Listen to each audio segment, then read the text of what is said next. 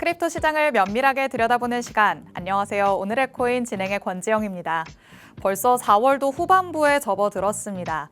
4월 초부터 상호관세 여파로 시장이 출렁이는 모습을 보이기도 했지만 이내 다시 반등이 나타나면서 지금은 다소 제자리에 돌아온 듯한 모습이죠.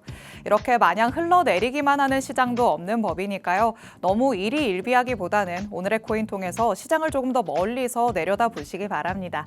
자, 일단 간밤에 마감된 뉴욕 증시 상황부터 살펴보도록 하겠습니다. 뉴욕 증시는 조금 숨을 고르는 모습이 나타났습니다. 다우지수 0.38% 하락했고요. S&P 500 지수는 0.17%, 나스닥 지수가 0.05% 하락하면서 3대 지수가 모두 파란불을 켠 채로 마무리가 됐습니다. 이렇게 소폭의 하락세를 보이기는 했지만 잠시 쉬어갔다라고 표현할 수 있을 것 같습니다. 역시 트럼프 대통령의 별다른 발언이 없어야 시장이 조금 잠잠해지나라는 생각이 들기도 하는데요. 여전히 강대강으로 충돌하고 있는 미국과 중국이 언제 협상을 이뤄내느냐에 따라서 증시의 키가 달려 있을 것으로 보이는 상황입니다. 자, 그렇다면 크립토 시장에는 어떤 이슈들이 있었는지도 확인해 봐야겠죠. 헤드라인 통해서 만나보도록 하겠습니다. 자, 오늘은 솔라나에 관련된 얘기부터 XRP까지 한번 들여다보려고 합니다. 첫 번째 내용부터 살펴보시죠. 야노버가 솔라나를 추가 매입했다라는 소식이 또 전해졌습니다. 야노버는 크라켄의 이전 임원들이 이끄는 부동산 기업인데요. 지난 4일에 열렸던 이사회의 결정을 통해서 장기적인 솔라나 축적 전략을 채택하게 됐습니다. 스트래티지의 비트코인 보유 전략을 참고를 해서 야노버는 미국 내에 최대 솔라나 보유 기업이 되는 걸 목표로 삼고 있는 것으로 보입니다. 야노버의 솔라나 매입에 캐나다에서는 또 세계 최초의 솔라나 현물 ETF 출시라는 호재성 이슈들이 더해지고 있고요. 최근 솔라나의 가격 차트에서 역 헤드앤숄더 패턴이 완성되면서 강세 전환 신호가 포착됐다라는 분석들도 나오고 있는 상황입니다.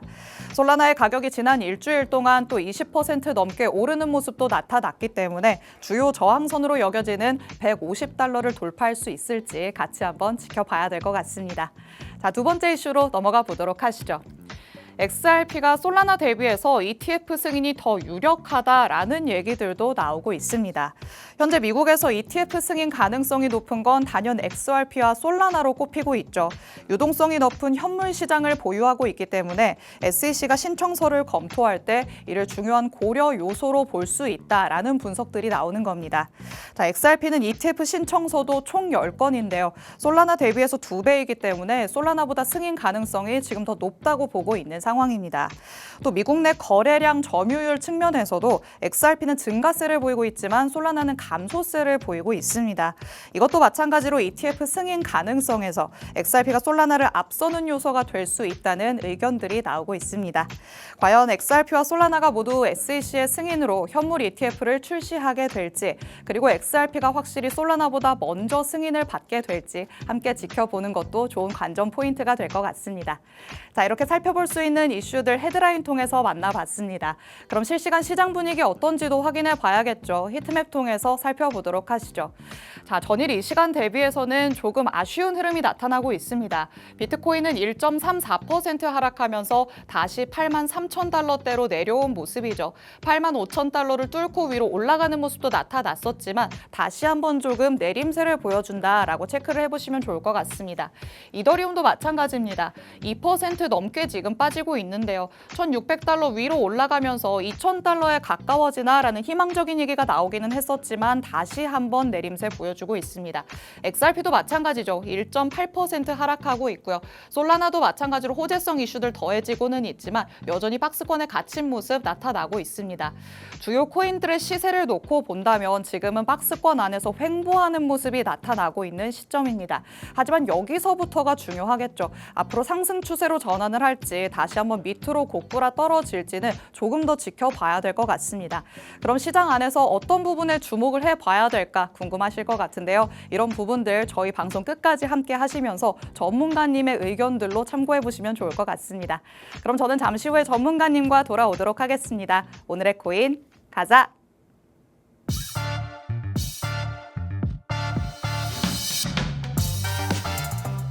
수요일 오늘의 코인 본격적으로 출발해 보도록 하겠습니다.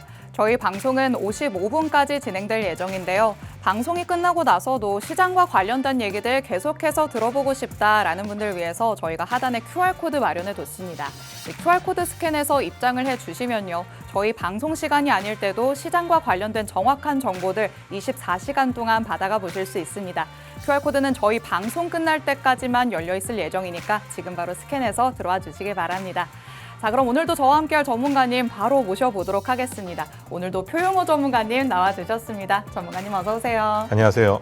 인사부터 한번 해주실까요? 네, 안녕하세요. 반갑습니다. 시간을 드리면 표용호 의사입니다. 수요일에 또 이렇게 찾아왔습니다. 자꾸 찾아오죠, 제가. 추워졌던 날씨가 조금씩 풀리고 있죠. 네. 오늘 날씨가 좀 따뜻해졌습니다. 저번 주부터 국내 시장이 조금씩 돌아오고 있죠, 그죠? 예, 그런데 이제 미국 시장이 조금만 도와준다 그러면 예, 우리 시장이 계속적으로 좋아질 거라고 생각이 드는데요. 다만 트럼프 대통령 제발 좀 조용히 좀 지내줬으면 좋겠다라는 제 간절한 마음입니다. 또 우리 투자자들의 마음이겠죠. 그리고 또 관세에 대해서 제발 좋게 좀 얘기해 줬으면 좋겠고요. 또 우리 아나운서님처럼 아름다운 이야기만 했으면 좋겠습니다. 좋은 것만 보고 살아도 모자랄 판에 자꾸 나쁜 얘기들이 나오는데요. 우리 많은 투자자들을 위해서 제발 우리 트럼프 제발 입 좀 조심했으면 좋겠습니다. 자, 이렇게 시청자분들의 마음을 대변해서 얘기를 해주신 것 같습니다. 간밤에는 조금 발언이 없었기 때문에 뉴욕 증시도 잠잠했다라고 제가 오프닝에서 말씀을 드렸었죠. 시장이 계속해서 출렁이는 변수를 품고 있는 건 단연 트럼프 대통령의 발언인 것 같습니다. 이와 관련해서 불확실성이 빨리 사라졌으면 좋겠다라는 생각 많이들 하실 것 같은데 지금 같은 시장 안에서는 미국과 관련된 얘기 어디에 조금 더 집중을 해봐야 될지 모르시겠다면 지금부터 집중을 해보시기 바랍니다. 자, 오늘은 그렇다면 미국에 조금 더 우리가 들여다볼 수 있는 기회이지 않을까라는 생각 들어요. 네, 맞습니다. 제가 한동안 솔직히 좀 재미없는 얘기들을 많이 했죠. 아니죠. 그죠? 재미는 잘 모르겠지만 사실 필요한 얘기였습니다. 근데 오늘은 더 재미없는 얘기를 할 거예요. 아, 그래요? 예. 도망가시면 어떡하죠? 오늘은 경제 역사 얘기를 할 겁니다.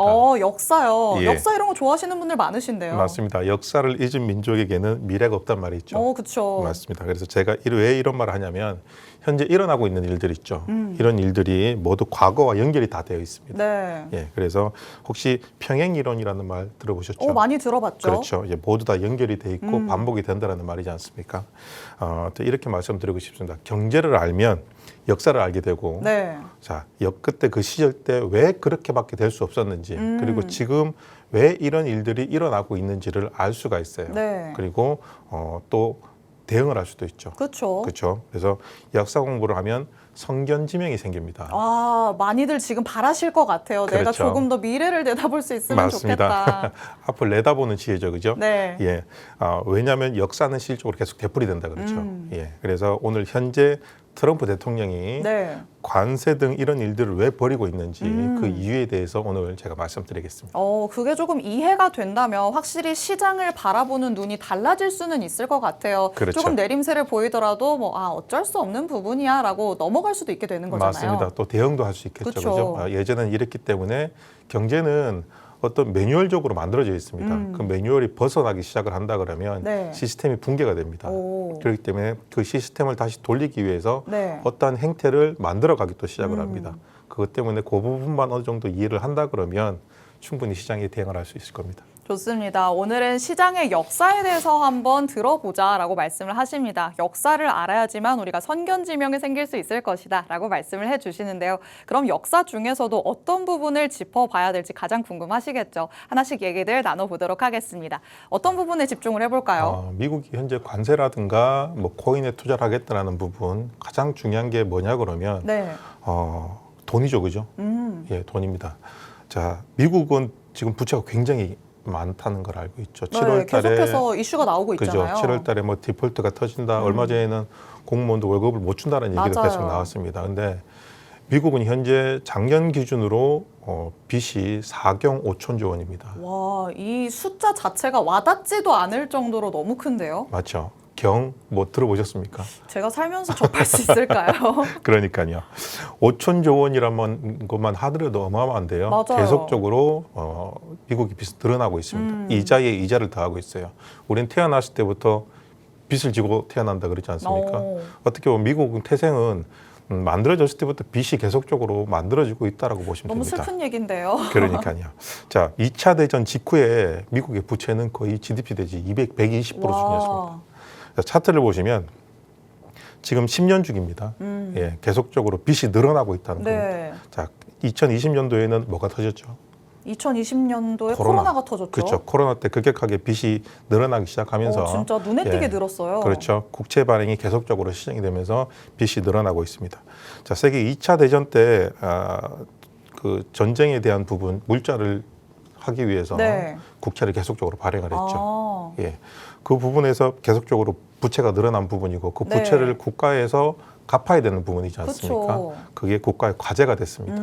예, 그런 부분에서 연준은 어떤 정책을 또 일으켰냐라고 했을 때 네. 강제로 국채 금리를 동결을 시켜버렸어요. 고정을 시켜버렸습니다. 그러면 어때요? 국채 산 사람이 어떻습니까? 산 사람은 손해이지 않을까요? 그렇죠. 수익이 늘어나야 되는데 늘어나지 않으니까요. 맞습니다. 기분 나쁘겠죠, 그죠? 자, 이렇게 금리를 고정을 시키면 물가 상승이 됩니다. 그죠? 자, 지금과 좀 비슷하지 않나요, 뭔가? 그러게요. 뭔가 그죠? 흐름이 비슷하게 흘러가는 것 같아요. 맞습니다. 그래서 이거를 실적으로 경제용어로 금융 억압이라고 합니다.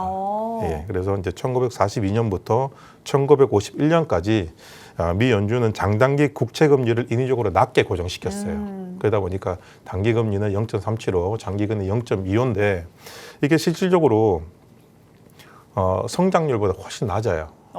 예, 그렇기 때문에 어떻게 되겠습니까? 손해겠죠, 국채 산 사람들은. 그죠? 근데 이제 국채 금리를 인위적으로 고정을 시키다 보니까 연평균 물가 실질적으로 5에서 6%가 계속적으로 올랐어요. 와, 너무 많이 오르는 거 아닐까요? 그렇죠. 예, 지금으로 봤을 때는 어마어마하게 오르는 네. 거죠. 그죠? 자, 경제 성장률보다 훨씬 높았습니다. 자, 이 부분을 금융 억압이라고 하는데요. 자, 보시면 실질적으로 미국 그 GDP 성장률입니다. 네. 1945년부터 1954년인데 1945년은 2차 대전이 끝났죠. 그죠? 네. 근데 경제 성장률이 그 이후로부터 계속적으로 마이너스입니다. 왜냐하면 계속 그 전에는 경제 성장률이 굉장히 좋았어요. 네. 왜냐하면 전쟁 물자를 계속 만들어내고 팔았으니까. 그렇죠. 예, 근데 거기서 국채도 같이 발행을 한 거죠. 그러면서 평시 전환 충격이라 그래서 전쟁이 끝나면 대부분 경제가 안 좋아져요.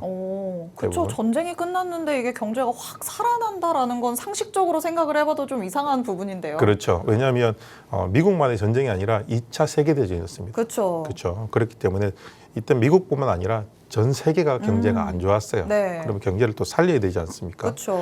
그래서 여러 가지 정책을 펼치는데 그중에서 가장 중요한 부분이 아까 말씀드렸던 금융 억압에 네. 대한 부분, 고정금리에 대한 부분을 시행을 했던 부분이죠.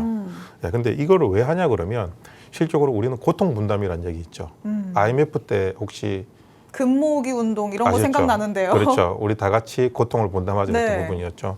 그렇게처럼 국가에서는 국민과 함께 고통 분담해서 이걸 이겨나가자라는 운동을 펼치는데 미국은 그걸 금리를 고정을 시켰던 거예요. 금리를 고정시킴으로써 우리가 고통을 분담하자가 된 거군요. 그렇죠. 그런데 자, 여기 보시면 1950년대 네. 이후로 경제 성장률이 어떻습니까? 굉장히 50년대, 높아지고 있습니다. 왜냐하면 그때 한국 전쟁이 발발을 했어요. 예.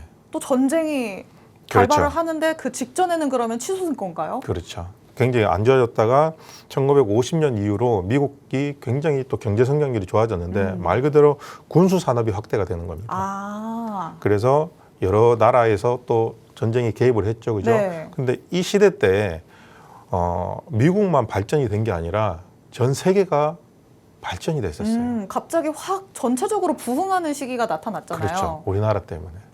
우리나라는 참 가슴 아픈 일인데 그죠? 네. 그걸 빌미 삼아서 또 세계 경제는 살아나기 시작을 했습니다. 보시면 이제 계속 우리가 1950년대 전쟁 발발이 일어나고 1953년까지 전쟁을 했죠. 네. 그때 경제 성장률을 보시면 8.7%, 7.7%에서 계속적으로 와. 나왔다가 전쟁이 끝나고 나니까 어때요? 마지막에 다시 경제 또 성장률이 확 줄어버리죠. 네. 그러면 이게 아까도 말씀드렸지 미국뿐일까요? 다른 나라들도 마찬가지겠죠. 그렇죠. 자, 우리 옆 나라를 보시면 좀 될 것 같습니다. 자, 일본. 네. 일본도 보시면 자, 2차 대전 때 완전 소위 말하는 폭망을 했죠. 그죠? 네. 예. 그래서 마이너스 50% 이상. 와. 거의 뭐 제로라고 보시면 됩니다. 그러게요. 예. 그런데 미국이 점령을 하고 난 다음에 미국이 조금 더 이렇게 좀 관여를 많이 했죠. 그죠? 네. 그러면서 경제 발전이 일어났어요. 그러면서 경제 안정 뭐 9개년 계획 뭐 어쩌고 저쩌고 만들었는데 보시면 우리나라하고 좀 뭔가 비슷한 게 있지 않습니까? 우리나라랑 경제 안정 9개년 우리 옛날에 새마을 운동 네네. 비슷하죠, 그죠? 저보다는 약간 세대가 올라가는 것 같기는 하지만 그런가요? 네. 어디선가 공부를 했던 기억이 있습니다. 예, 그러니까 비슷하죠. 우리나라의 행정 부분을 일본에서 많이 갖다 쓴 부분도 없지 않아 있습니다. 네. 그러면서 이제 1949년에 전쟁이 일어나기 전이죠.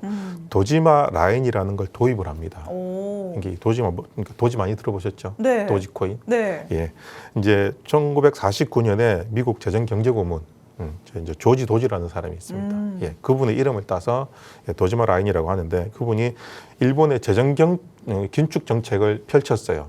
그 소위 말하는 전쟁이 일어나니까 초인플레이션이 생겼겠죠. 네. 그죠? 그래서 그걸 억제하기 위해서 자립 경제를 만들어라고 하면서 이 라인을 도입을 했던 부분입니다. 그래서 그 이름을 따서 도지마 라인이라고 했는데, 근데 보시면 좀 발전이 됐다가 1950년대 전쟁이 발병됐죠, 그렇죠? 네. 우리나라. 근데 경제 성장률 한번 보세요. 10단위가 넘어가기 시작을 하죠. 와, 일본은 계속 성장했는데요. 맞습니다. 계속 이렇게 성장을 하고 난 다음에 전쟁 특수를 봅니다. 근데 왜 일본이 전쟁 특수를 보냐고 한다 그러면 네.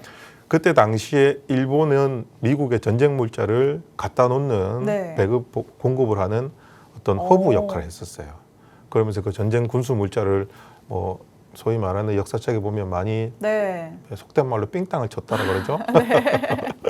갑자기 이해가 쏙 되실 것 그렇죠. 같은데요. 예, 그렇게 해서 경제 부흥을 많이 일어났습니다. 실적으로 거품 경제라 그러죠, 일본은. 네. 예, 거품 경제의 시작이 1950년 한국 전쟁부터 시작이 됐다라고 보시면 됩니다. 그때부터 일본은 경제 발전이 시작이 돼서 네. 굉장히 큰 발전이 1990년대까지 이어졌다고 보시면 됩니다. 우리나라의 참 가슴 아픈 역사지만 일본의 입장에서는 경제가 확 부흥할 수 있는 계기가 됐던 사건이네요. 맞습니다. 그래서 우리 일본과 미국뿐만 아니라 전 세계가 그런 이득을 봤었어요. 네. 네, 그러면서 자, 미국 이런 일들이 벌어지고 난 다음에 어땠습니까? 아까 국제 얘기를 했었죠, 그렇죠? 그렇죠. 자, 미국 서민들의 예금 가치 하락과 채권 투자자들의 실질 손익이 계속적으로 벌어졌던 겁니다. 이런 견책 때문에. 네. 그러면서 이제 물가는 오르고 금리가 고정이 되니까 실질 예금 마이너스는 어떻게 됐습니까? 마이너스가 되겠죠. 네. 그렇죠. 그러면 채권 보유자들은 명목상 수익을 얻는다 하더라도 이자를 얻는다 하더라도 물가 상승률을 고려해 보면 실적으로 손해예요. 그러네요. 그죠? 그래서 이 결과적으로 정부가 실질 부채를 조용히 줄이는 방식을 만들었던 겁니다. 그게 금리 고정입니다. 네. 예. 그러면 정부는 빚을 갚지 않고도 시간이 흐르면 해결이 돼요. 부채가 네. 줄기 시작을 합니다. 그렇죠. 예, 왜냐하면 돈의 가치가 줄어들기 네. 시작을 하죠. 시간이 지나가면. 그래서 시간을 두고 계속적으로 이 정책을 펼쳤는데 1945년부터 1980년대 사이에 선진국들이 이런 이 금리 조정 네. 억압 정책을 굉장히 많이 썼어요. 오. 실적으로. 그래서 미국, 영국, 프랑스 어떤 나라들입니까? 2차 대전 때 참전 네. 국가죠, 그죠? 자, 전쟁의 주축국이 있고 참여 국가가 있지 않습니까? 예, 참여 국가들이 실적으로 전쟁이 끝나고 나서 전 경제가 어렵다 보니까 이런 정책을 많이 썼어요. 예, 그러다 보니 이제 미국도 현재 이런 유사한 구조가 계속적으로 흘러가고 있다. 그럼 이때부터 국채 금리를 이용을 해서 뭔가 물가를 잡기 시작하는 이 패턴이 반복이 되기 시작한 그렇죠. 건가요? 금융으로 잡기 시작을 한 거죠. 네. 예, 그러다 보니 서민들은 실적으로 우리 그런 얘기 들어봤죠. 냄비 안에 개구리. 그게 뭐죠? 예, 물이 끓는 점에서 개구리를 집어넣으면 폴짝 뛰어서 도망 나오지만은 그래요? 차가운 물부터 개구리를 넣고 물을 계속 끓이면 개구리는 계속 참고 견딘답니다. 아니 누가 이렇게 잔인한 설명을 해놓은 걸까요? 예, 그런 비유적인 부분이 있는데요. 네. 실질적으로 그런 이제 이 정책을 쓰고 있다라고 보시면 됩니다. 뭔가 눈치채지 못하는 사이에 싹 스며들게끔 만들었네요. 맞습니다. 대신에 이제 요즘 국민들이 되게 똑똑해지셨죠, 그죠? 그쵸. 공부를 많이 하시고 그 정부가 이제 시간으로 부채를 갚는 전략을 계속 쓰고 있는 겁니다. 예, 지금 미국도 마찬가지고요. 네. 부채를 증세나 지출 삭감만으로 하면 어떻게 되겠습니까? 굉장히 많이 반란이 일어나겠죠. 그렇죠. 들고 일어날 것 같아요. 그렇죠. 저도 약간 시위에 참전해야 될 것 같고. 그렇죠. 경기 침체라든가 정치적인 반발이 굉장히 커요. 그러면 정치는 뭐로 먹고 삽니까? 인기와 투표로 먹고 살죠. 맞아요. 그죠? 연예인과 거의 비슷하다고 보시면 네. 되는데 그래서 정부가 인플레이션이나 금리 통제를 이용해서 자, 간접적으로 갚는 방법을 선택을 한 겁니다. 지금 뭔가 부채가 굉장히 많지만 이거를 너무 공공연하게 밝히면서 세금 더 내라고 하면 반발이 그렇죠. 너무 심할 것 같으니까. 그렇죠. 세금으로 우리 빚 갚을게 이러면 어떻게 되겠습니까? 아, 다들 반대하죠. 그렇죠. 다른 방법 찾아봐라. 맞습니다. 내 돈으로 이렇게 그러니까요. 그렇죠. 아니 예. 나도 돈 버느라고 힘든데. 맞습니다. 그래서 실질금리라고 있습니다. 그죠? 실질금리, 명목금리, 인플레이션율이 있는데요. 자, 정부가 연 2% 이자를 주는 것, 그게 실질금리입니다. 네. 그죠? 2% 주니까요. 그렇죠. 근데 물가는 연 5, 6%씩 올라요. 이게 명목금리입니다. 근데 인플레이션율은 어떻습니까? 마이너스 4%예요. 그럼 어떻게 했습니까? 마이너스죠, 그죠? 그렇죠. 그죠? 그러면 정부는 채권자들에게 실질적으로 손해를 안기는 부채 상환의 부담을 줄이는 셈입니다. 어떻게 보면 되게 영리하게 부채를 갚아가는 거네요. 그죠? 똑똑하죠, 그죠? 네. 그러니까 다 이렇게 뭐 정부에서 일을 하겠죠, 그죠? 네. 자, 미국은 우리하고 조금 틀린 부분이 연준이라고 있죠, 그죠? 연준과 정부 사이에 거래가 있지 않습니까? 네. 예, 우리나라는 그냥 중앙은행에서 모든 걸 관리하잖아요. 그 시스템이 조금 다를 뿐입니다. 네. 그래서 연준에 갚아 나가야 될 돈들이 상당히 계속적으로 늘어나고 있고 이자의 이자가 계속적으로 늘어나고 있기 때문에 트럼프가 가장 먼저 정책을 할 때 빚부터 갚자라는 얘기를 했었어요. 그래서 이런 일들이 벌어지고 있는데 자, 금리를 낮게 묶어두면 정부 이자의 부담이 실적으로 감소를 합니다. 그죠?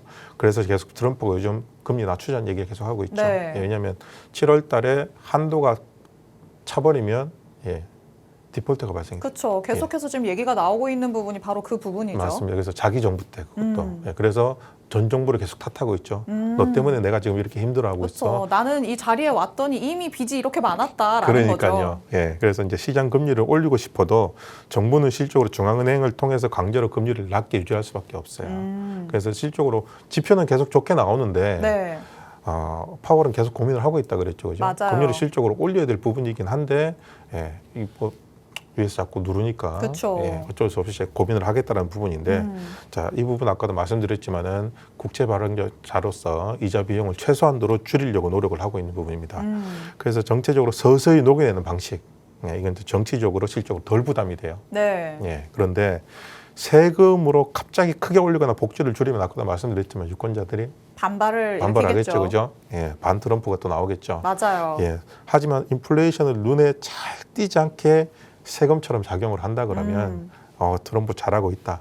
대신 서민들의 자산 가치는 계속적으로 깎입니다. 그러니까요. 그렇죠. 이거 참 갸웃갸웃하게 돼요. 이게 맞는 건가? 맞아요. 그러니까 좀 애매하죠. 옛날에는 정부에서 잘하는구나 하지만 지금은 아니까 네. 야, 이거 이런 거 아니야? 라는 부분이 나오겠죠. 맞아요. 그러면 계속적으로 안 좋은 얘기들이 계속 나와서 지지율이 깎이겠죠. 그렇죠? 네. 그래서 이제 이런 부분은 조용한 고통을 분산시키는 방법으로 선언되는데 이제는 솔직히 잘 먹히진 않습니다. 그렇겠네요. 아무래도 이 상황이 좀 달라졌잖아요. 예전이랑은. 맞습니다. 그래서 트럼프 관세 정책, 부채 해결 전략의 일부입니다. 그렇게 보시면 돼요. 네. 예, 그리고 트럼프는 왜 관세를 올렸는지 중국을 무역 균형에 대해서 바로잡겠다라는 부분인데요. 이건 솔직히 말하면 그냥 핑계.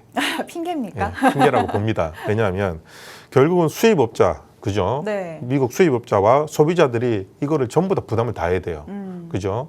자, 100원짜리가 관세가 붙어서 200원이 된다 그러면 자, 250원에 팔든지 220원에 팔든지 그렇게 돼야지 수익이 발생이 되지 않습니까? 그쵸. 그걸 다 누가 삽니까? 소비자가 사죠. 그죠? 그쵸. 그렇기 때문에 소비자가 실질적으로 큰 피해를 입는다.